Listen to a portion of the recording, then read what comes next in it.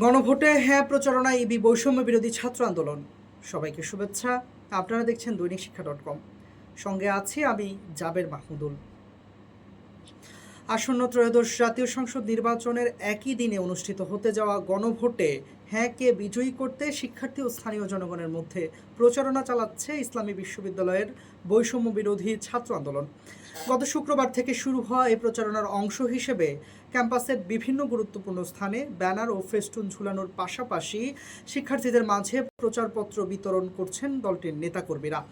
মঙ্গলবার প্রচারণায় বিশ্ববিদ্যালয়ের শিক্ষক শিক্ষার্থী, কর্মকর্তা কর্মচারী, দোকানদার, ভ্যান চালক, বাসের ড্রাইভার এবং বিভিন্ন এলাকা থেকে শিক্ষা সফরে আসা দর্শনার্থীদের মাঝে আসন্ন ত্রয়োদশ জাতীয় সংসদ নির্বাচনে গণভোটে হ্যাঁ ভোটকে বিজয়ী করার অনুরোধ জানান তারা। এ সময় তারা গণভোটে হ্যাঁ ভোট বিজয়ী হলে উপকারিতা আর না ভোট বিজয়ী হলে অপকারিতা তুলে ধরেন। ধন্যবাদ।